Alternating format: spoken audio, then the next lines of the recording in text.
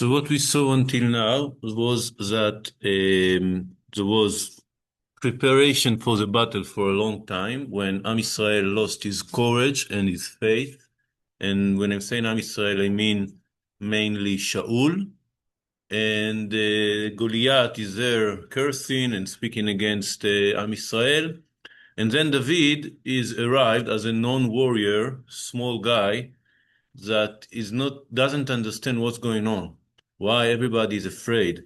Why is there even a need to offer a reward to someone that will fight in the name of Am Israel? So finally he arrives to Shaul and he said, I will do that. And Shaul in the beginning questions that and saying he didn't accept his first offer, but then when he saw that he came in the name of God, that he relate his success against the lion and the bear to the help of God, he said, okay, so this is a spirit that can help us in this battle. And he even blessing him in the same words, Hashem will be with you. That's what we saw last time, chapter in verse 37. Right? Yeah, so it says,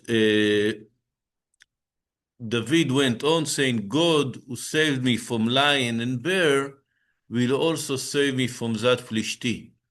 Then go, Shaul said. Then, if you believe that God is the one who is helping you, you should go. Shaul said to David, and may Hashem be with you. Now, okay, so he's going to the battle, and Shaul is preparing him. Shaul clothed David in his own garment. So the garment many times represent the position of the person, right? I can tell you that when I'm in Israel, I'm not going with tie and suit, right? I'm going with t-shirt and regular pants, right? So when I'm in my role as a rabbi, I'm wearing clothes as a rabbi, right? So the clothes make me a rabbi, you can say, in some point, in some meaning. And it's not only so in the Bible many times it's something symbolic. When someone get clothes, the clothes represent his position, not necessarily the person, the essence of the person, but what is towards the exterior part. So we can say that it's symbolic change of kingdom. We already saw that David was named as a king by Shmuel, but secretly. And now Shaul is the one who's putting the clothes of the king on David. That's what he say, his own garment, the garment of Shaul. So now he is the one who is wearing the clothes of the king. He placed a bronze helmet on his head and fastened a breastplate on him. And David girded, how do you say this word? Girded his sword over his garment. Then he tried to walk, but he was not used to it. And David said to Shaul, I cannot walk in this, for I am not used to them. So David took them off.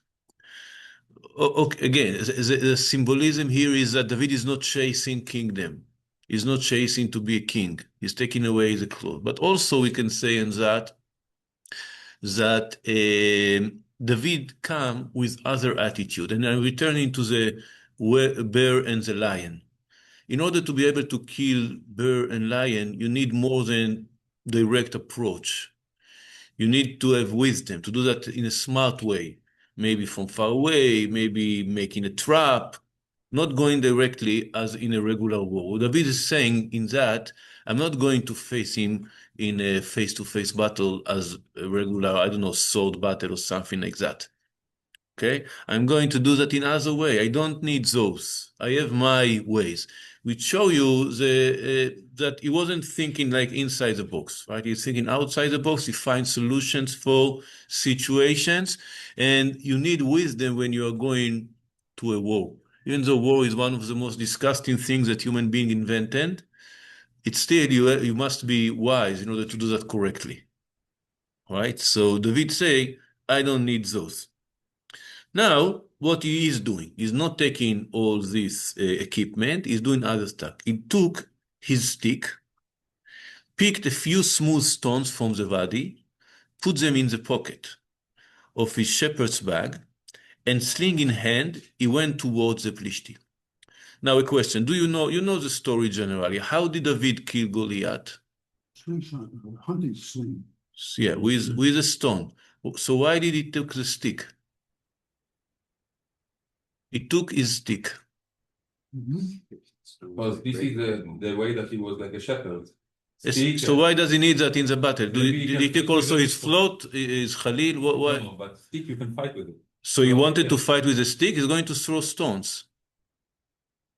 Maybe to convince him that he's going to fight with stick, and then he took the stone by. Yes. So this, let's see. We leave that open for a second.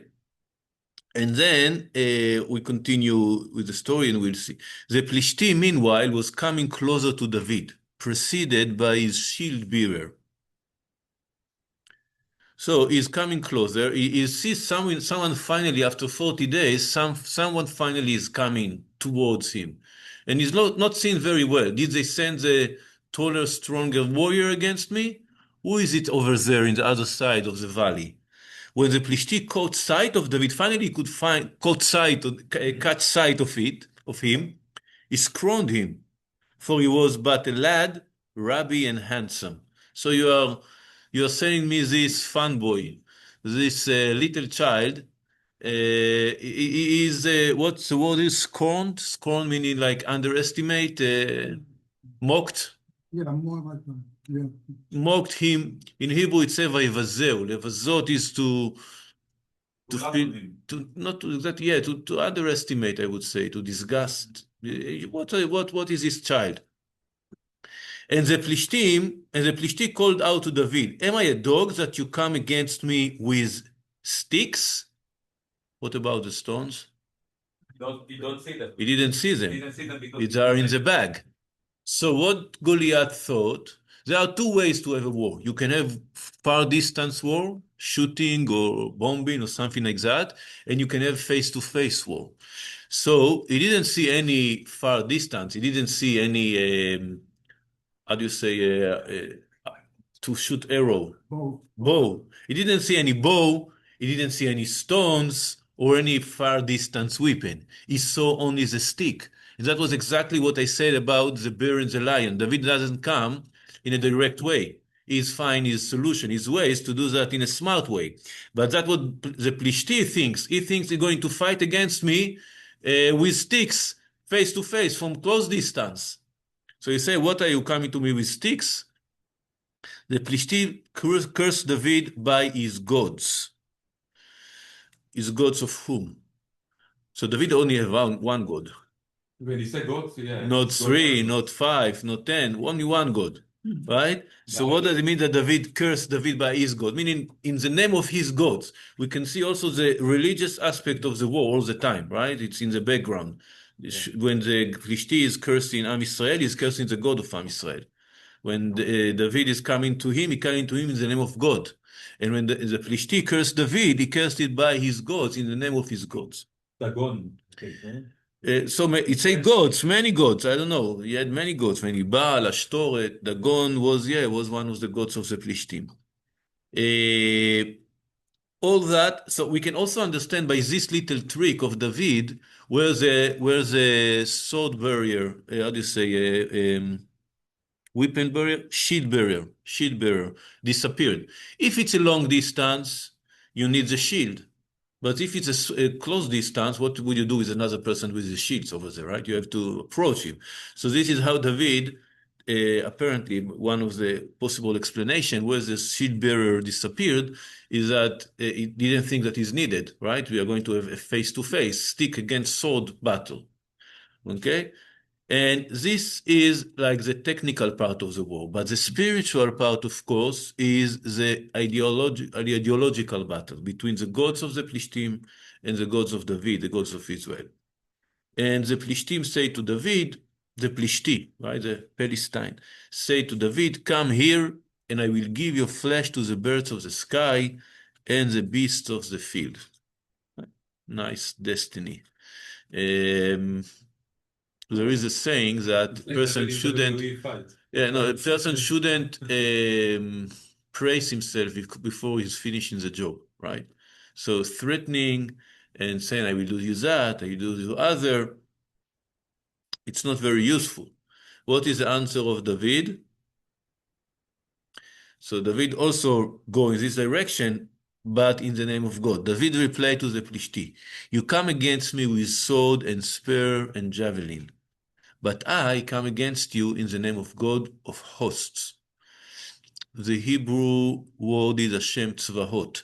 Hosts, I don't know what is exactly. Tzvahot is armies. Yeah, armies, host. Yeah, the name. So God has different names because He revealed Himself. There is one God, but He reveals Himself in different ways. And in this case, He says the gods of Israel also can reveal Himself as the God of hosts, the gods of the ranks of Israel. When Am Israel going to a war, this is the ranks of gods or the hosts of God. And I come in you in this name, who have you defied. So this very day, God will deliver you into my hands. I will not kill you. God will deliver you into my hands. I will kill you and cut off your head, and I will give the carcasses like the body. of the Plishti camp to the birds of the sky and the birds of the earth, beasts of the earth. All the earth shall know that there is God in Israel. So what's the difference between the way that the Plishti say that and the way that David says that? First of all, the name God appears in the words of David 4 times, at least. And all the things that David is going to do are related to God, right? God will help me to do that and that. I will do that in my ways. I have my tricks. I have my strategy or tactics to do that. But it will be because Hashem helps me, because God helps me. And then the result will be not that we are stronger than you. The result will be that everyone will know that there is God in Israel, right? And then more importantly, say, Vaidu kol haaretz, all the land, all the people in the earth. But then also it says, and the whole assembly, on this whole assembly. So he's not talking to the Plishti, he's talking to Am Israel. You were afraid. You didn't have faith. You didn't step forward. You, all of you should know, right, this message, not the rest of the people. First of all, you should learn that. And this meaning the one who are behind me, this whole assembly shall know that God can give victory without sword or spear. For the battle is God's, and you will be delivered into our hands. And again, this way of saying, it looks like David, when the Plishti, Goliath, heard that, what he thought, oh, this is a crazy religious fanat that thinks that he's going to come to me with sticks without even sword and spear and kill me, right? It's like this fanat that thinks that they can come to a nuclear empire with few guns, and well, they can make damage, but they really believe they can defeat it. Anyway, it's the same. So the Plishti thinks, this fana, this little crazy thing is going to come to me in the name of God and with a stick and kill me. And this is also maybe one of the things that meant to be said by David, that he will, again, it's a part of misleading him. So the Plishti say, okay, let's go to walk. When the Plishti began to advance towards him again, because it's going to be face-to-face battle, right? It's close distance battle. David quickly ran up to the battle line to face the Plishti. And only then David put his hand into the bag. He took out a stone and slung it. It struck the Plishti in the forehead. The stone sank into his forehead and he fell face down on the ground. Now, just a technical question. He throw a stone and he put in his head, right? So what would be the movement? Like that, right? Falling on the back. Yeah. Why it Then the says stone fall on his back. fell down on the ground? Well, he had his armor on. Face down. He What? was wearing armor. It's heavy. Maybe. Maybe because of the armor. I think because he was in a movement. Yeah, he was already in movement towards him, or maybe even running a little bit. So even though maybe the head go like that, but the body continue, right? So he fell down on his face. There is a midrash of Chachamim. It's strange midrash, just a little message that they say that it should have been falling backward. It fall forward. Why? To shorten the distance for David. So David won't have to make a lot of effort going far away. So you think it's about 7 meters of difference. If he would fall back until his head, there is another 3 meters, right? If he fall forward, it's less 3 meters because it's going to this towards David. To show you how God is kind also in the little details to avoid David from walking another 7 meters. Okay, never mind. You can like take this by not to understand that literally necessarily in this case, just the idea. But I think that the reason that he fell face down was because of the movement of the body. And this is the Tanakh emphasized those David bested the Plishti with sling and stone. He struck him down and killed him. David had no sword. So it's also emphasized many, many times. Okay, you see that it's emphasized without a sword. The sword represents the human strength. And David represents the human spirit, right? The faith that can defeat the strength. And this is something that was, during the last chapter, we saw several times. Plishtim, the Philistines, how do you say? Philistines, they had all the industry of iron. There wasn't, we saw that in the former battle, there wasn't a sword in the hands of Israel apart from Shaul and Jonathan in the first battle against the Plishtim. And they didn't allow, so in this moment, maybe it wasn't like that anymore because it was a few years that Israel could be independent. But for surely the knowledge and the technology and the industry of preparing weapon was in the hands of the Plishtim. And that what gave them the confidence that they can defeat Am Israel, and they can. So they come with a sword, and Am Israel come with a faith. So when Am Israel come with a faith, like in the first war of Shaul and Jonathan, they can win. When they don't, they will lose, as we will see in the last battle of Shaul and Jonathan in the end of the book, or the first book of Shmuel. Anyway, like we say, the Tanakh emphasized David had no sword in his hand. It doesn't say in the translation, and Beyad David, in his hand. The hand of David, it doesn't hold a sword. So David ran up and stood over the Plishti, so he could arrive him faster than anyone else. The shield bearer, he maybe ran away, maybe was far away. So David arrived first, grasped his sword, and pulled it from its sheath. What sword? The sword of Goliath. Yeah. So in your own weapon, right? This is in your own weapon. I'm going to. So, it looks like he didn't dead from the first hit. It doesn't say that he dead. It just says that he fell down, right? Or I'm wrong? If he fell and he couldn't. It says he struck and killed him. No. No, it says in verse 49, it says that he shoot him, that he fall, Mhm. The next. and he fell down. But the stone sunk into fall. If he stuck It says Vayamiteu. Here it says Vayamiteu, and killed him. Explanation. Yeah, so it's maybe also that he killed him later. I don't know, but because you know that to kill someone sometimes it's not enough only one hit. You see sometimes in movies you see someone hitting with a sword somewhere and he's falling down and disappear, right? Yeah. So I'm not sure about if he died in the first, in the second, or he just was shocked with the hit and David ran to him. Here you can see, I think that the second explanation is better because it says, he grasped his sword and pulled it from its sheath, and with it dispatched him and cut off his head. Vayemotetehu.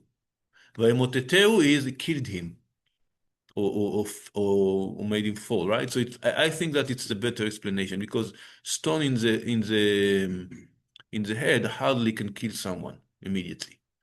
Right, it's taking time. You saw someone that got hurt in the head. Many times you take him to the hospital, he still live, right? So, but cutting head, it's more useful in killing people. I agree with that. The strongest one. Yeah. If you caught him right in the middle. Maybe there is chance you kill him, but there is chance you didn't. And it says here, the Bible says here, Vayemotetehu. Yeah, Vayichrot ba, and he cut off his head. Now, when the Philistines saw that the warrior was dead, they ran. That was against the agreement. The agreement was if Goliath wins, Am Israel is a slave of the Plishtim. If David wins, the Plishtim are slaves of Am Israel. They didn't fulfill the contract. There are different interpretations here. Some say that the Goliath offered that. Nobody accepted his offer. It wasn't sealed, right? It was just, and some say that it wasn't even real offer. It was just, to provoke them, to mock them, to provoke them, to say it wasn't a real offer, or that they break the deal, the agreement. It's won't be the first, neither the last time that the Palestinians break agreements, right? So, yeah, so they broke the agreement, and they didn't accept Am Israel as rulers, as being slaves of Am Israel. They ran away. But this gave the chance to Am Israel to encouraged by the victory of David. So the men of Israel and Judah found the courage suddenly, rose up with a war cry meaning screaming, like yelling, right? And they pursued the Plishtim all the way to Guy, not me. Guy is a valley, right? Until the valley. It was Valley of Elah. The battle was in the valley of Elah, but apparently we are talking about farther to the west, right? Okay. Yeah, we are in Emek Elah, which is in the we saw in the maps, right? You saw that there is a mountain, then the hills, and then the plain, right? So farther towards the plain. The most of the cities of the Plishtim were in the plain, near the sea. Yeah. Right, Ashkelon, Ashdod, Gaza, all these cities are near the city. Some of them a little bit more to the east, like Ekron and Kriyat Gat, and Gat. It was called Gat in this time. It's a little bit more to the mountains. And the war was between that and Jerusalem, between that and the mountains. So in the hills, in the upper hills of between that and Jerusalem. So they go running away to the cities, and Am Israel was pursuing them until Guy, and up to the gates of Ekron, until the gates of the city, right? That's literally the Ekron. Yeah, Kriyat Ekron, the new Ekron, right? It's nearby. The Plishtim fell mortally wounded along the road to Sha'araim, up to the Gat and Ekron, right? So they arrived to the eastern cities of the Plishtim, but they didn't took the cities. So it was only until the gates. And then the Israelites returned from chasing the Philistines and looted their camp. Okay, so the battle ended with a victory. David took the head of the Philistines and brought it to Jerusalem. And he put his weapons in his own tent. This verse is very, very difficult to understand. First, Jerusalem was taken only much, much later. In this time, Jerusalem was habitated by Yevusi, a nation called Yevusi. Only in Shmuel Bet, the second book of Shmuel, we read that David had a war against Jerusalem and took it. So how he could bring it to Jerusalem? Some say there was another Jerusalem. Doesn't make a lot of sense. Second, why to Jerusalem? The tabernacle is not in Jerusalem in this time. Where was Saul's palace at this time? Shaul palace was in Giv'ah. Where Shaul, Geva or Giv'ah, it's north to Jerusalem. It's in Binyamin. Yeah. Shaul is from the tribe of Binyamin, and the capital of his kingdom was in Binyamin, not in Jerusalem, which is north to Jerusalem, right? And David, where did David live? David lived in Bethlehem. It's south to Jerusalem, right? So why did he bring the head of the Plishti to Jerusalem? There was nothing in Jerusalem. And then it says that he brought and the weapons of Goliath he brought to his tent. Tents of whom? Of David. Did he live in a tent? Well, we can say the tent is house, not necessarily.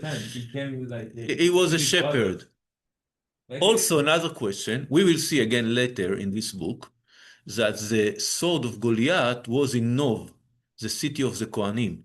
When David ran away from Shaul, he was going first to Nov, where the tabernacle was in this time, and he asked the sword of Goliath from the Kohen, from the Kohen Gadol, Elimelech, Achimelech, I think. If I can just asked this question. It says, Jerusalem. This must be a reference to the Israelite portion of Jerusalem. Outside the Jebusite fortress was not taken until David had become king. So it does appear. Yeah, so it's possible. So I said one solution is that there is another Jerusalem. Another solution that is mentioned there that it can be that Jerusalem was divided in two parts. There was Jerusalem and there was Ira Yevusi. It's called Ira Yevusi, the city of Yevusi, which is the upper side of Jerusalem and the downside of Jerusalem. Still, it doesn't make any sense that you will bring it there. What I think that the best solution, and also it doesn't explain, or maybe you have another explanation there, why the weapon, how does it say that the weapon he took to his tents while it was in the tabernacle? No, when he ran away from Shaul, it was there. He asked it from the Kohen, from the priest, please give me the sword of Goliath, later in the book. So it looks like this verse not speaking about immediately after the war. That's better explanation. You know that not always we have a chronological order. Sometimes there are verses that later on, David brought it to Jerusalem when he had the opportunity. Later on, it doesn't necessarily must be immediately after that.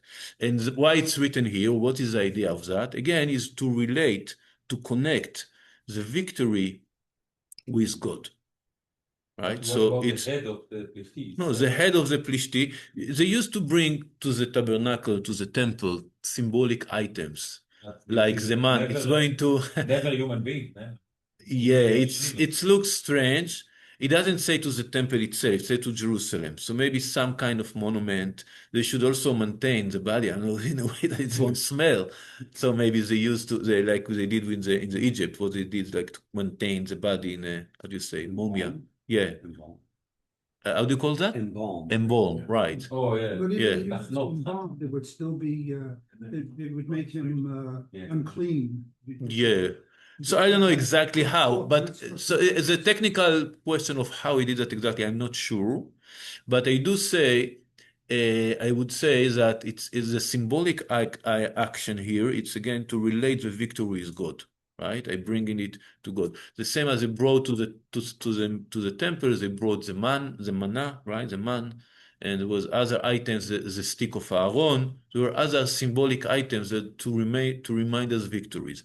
So this is and why did he took the weapon to his own tent, meaning his house, to show I could have taken the sword.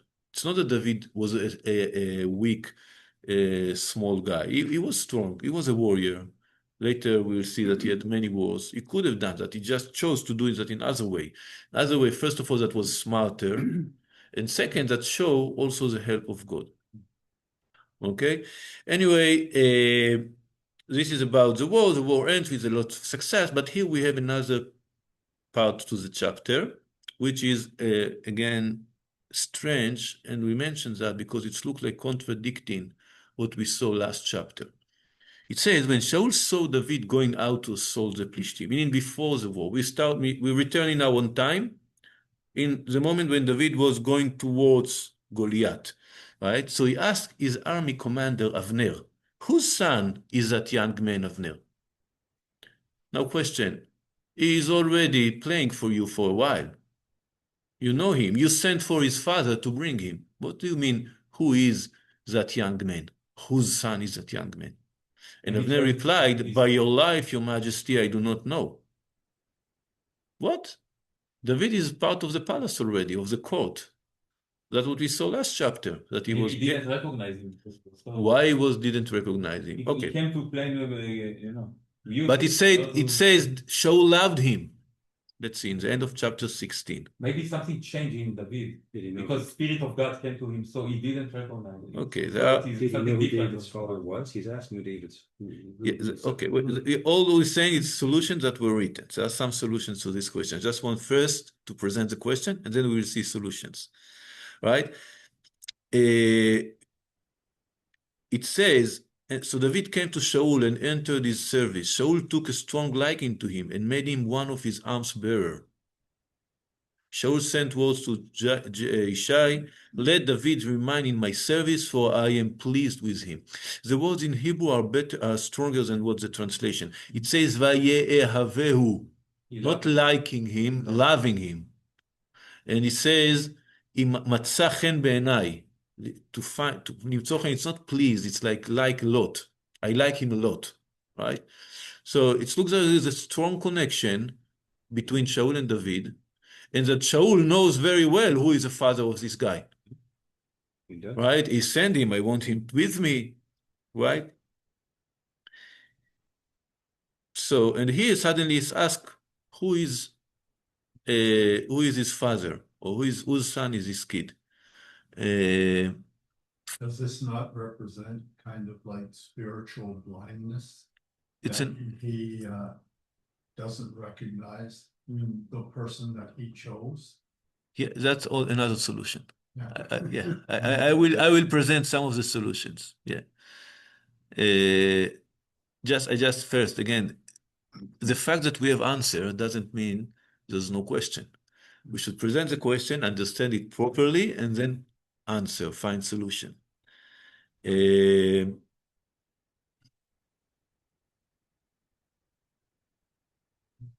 Where we are, okay. So he asked when he saw him going, whose son is that young man? And then so Shaul told Avner, then find out whose son that young fellow is, the king ordered. So when David returned after killing the Plishtim, Avner took him and brought him to Shaul with the head of the Plishti still in his hand. And then Shaul asked again. Shaul said to him, whose son are you, young man? And David answered, the son of your servant Ishai, the Bet Alachmita, meaning from Bethlehem.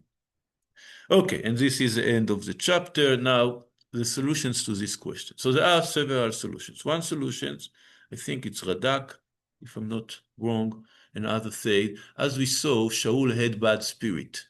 He had bad mood. It's not very clear what is exactly, if it's really disease, mental disease, or was just lack of divine inspiration that he had before, or maybe totally lost his mind when this happened. So this is one solution, that he didn't recognize him because of this disease that he had, right? Sometimes he knew him and loved him a lot, and other times he didn't know anyone around him.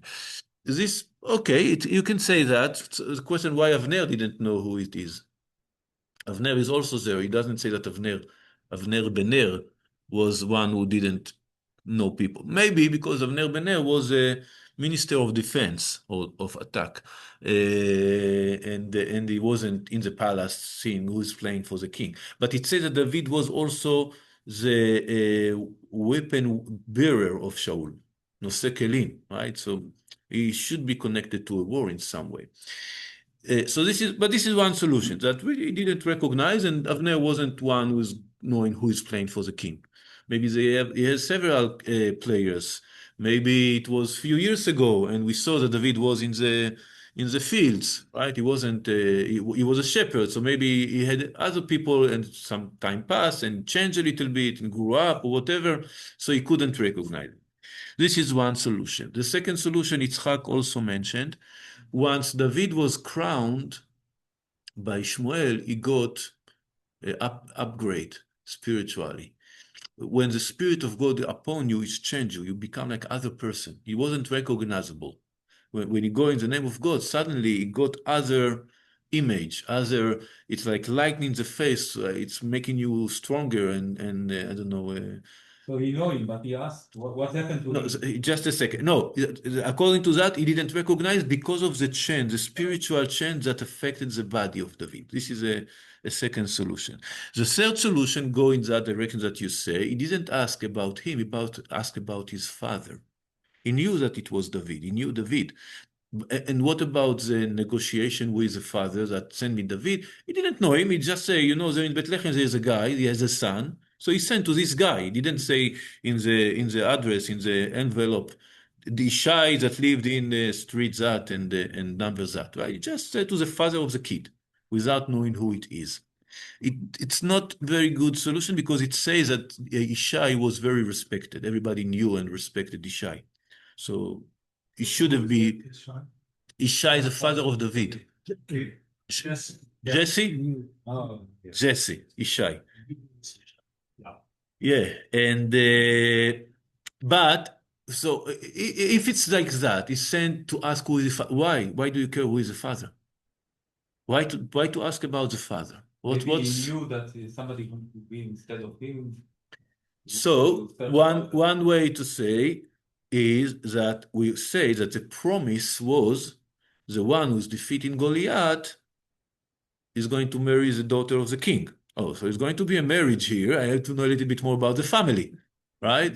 Who is going to join my family? Is it even allowed?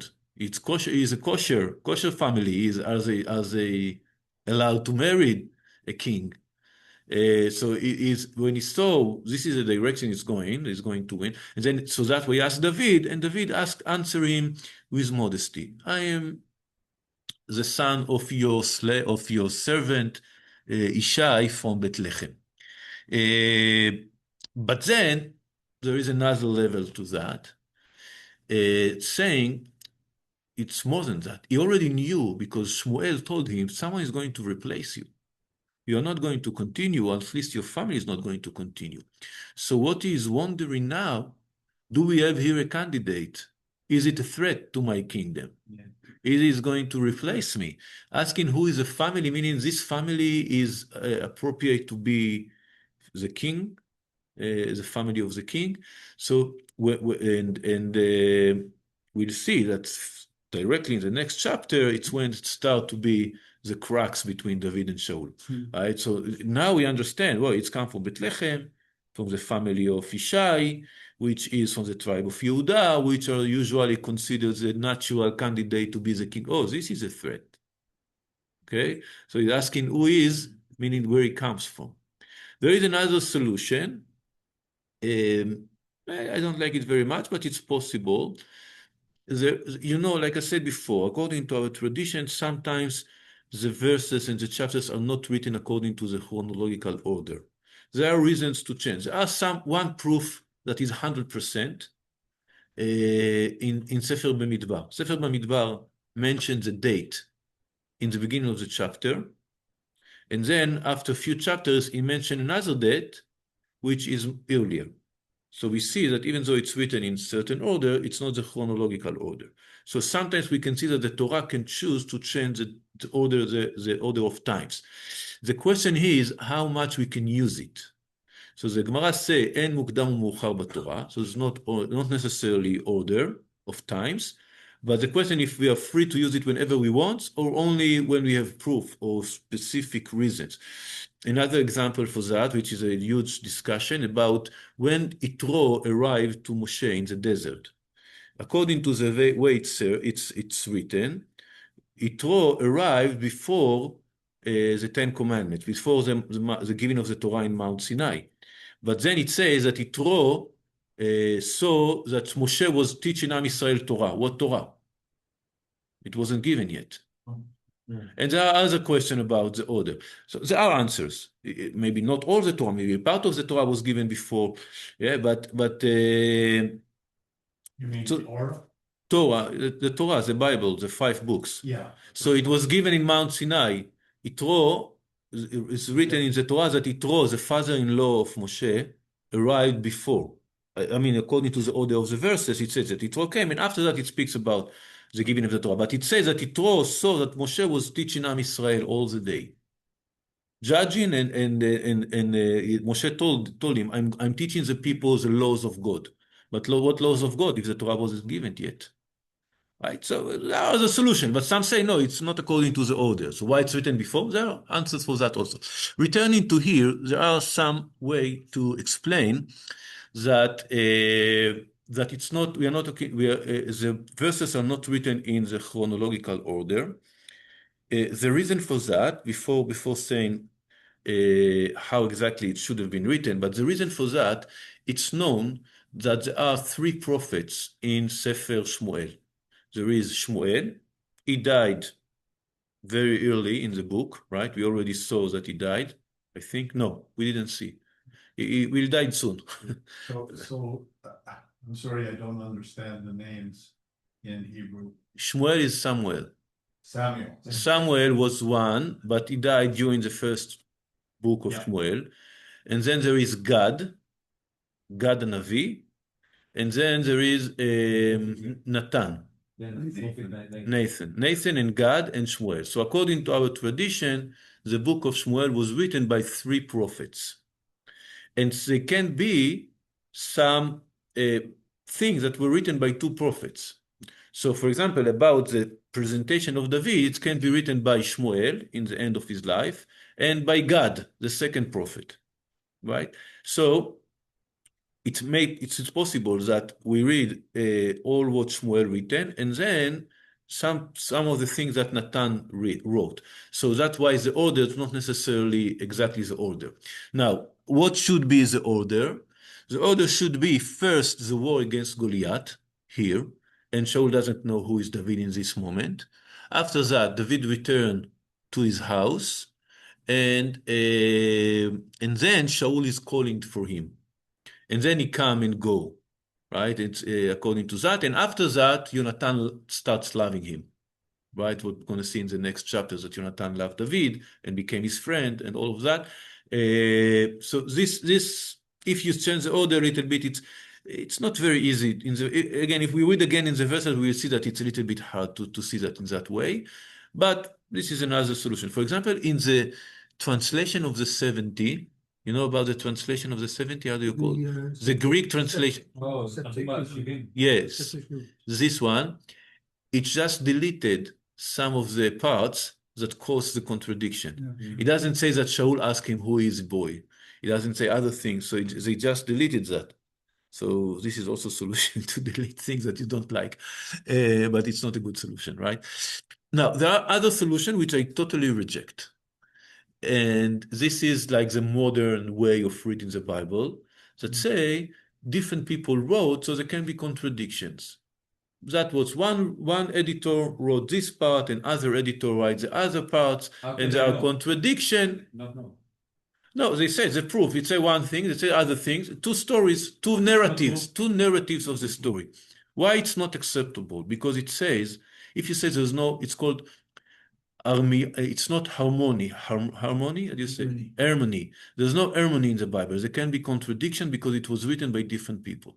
Even if we say, like we said right now, that there is 3 prophets that wrote the Bible, the Sefer Shmuel, each one of them wrote that in divine inspiration. So there cannot be mistakes and narratives. It's truth. It must be truth because it was written by someone that was written in the name of God. There can be different aspects. You emphasize different angles of the story, but not direct contradiction. I cannot accept that there's going to be direct contradiction, 2 different narratives that they cannot be truth together. You must find a solution that there can be truth. You can change the order maybe, but it's not, you cannot say this verse is wrong according to this verse, and this verse is wrong according to the first one. Because if there's contradiction, it's not a divine truth, right? Well, you wanted to say something? No? Okay, so I think that this direction I don't accept at all. I gave at least 5 explanations. You can choose one of them. It's like more academic. Yeah, the academic way. Even though there are some inside the Orthodox world, there are some people that go in this direction and call it bchinot, aspects. I don't. It's like The fact that you're saying aspect doesn't say it will solve the problem. Right? It's still a problem. It's still a contradiction. You're going to say, oh, it's one narrative A and narrative B that want to emphasize different things, but they contradict each other. So which one is truth? Right? And if you say this truth and this is not truth, you are saying that one verse in the Bible is not truth, and we cannot accept that, right? So I don't like and I don't want to go in this direction. Like I said, there are other solutions to resolve that. Okay? Well, thank you. Fighting about the Bible.